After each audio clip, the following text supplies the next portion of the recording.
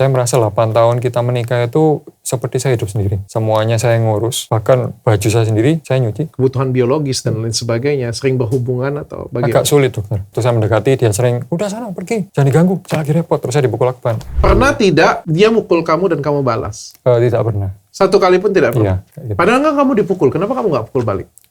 Jadi begini dokter, selain sakit fisik ya pastinya sedih lah. Kan saya juga masih sakit anxiety tuh. Masih anxiety, masih berobat ke psikiater terus tiap bulan. Belum lagi kalau, kan dia suka teriak-teriak nih dokter. Sering kambuh juga. Jadi kalau dengar suaranya itu saya kayak trauma. Kamu biarkan istri kamu gandengan dengan orang lain? Betul. Kamu bawa barang belanjaannya? Malamnya cowok ini disuruh tidur di kamar kita bertiga. Sama mantan saya. Saya balas kayak gini. Dan Apa yang kamu balas?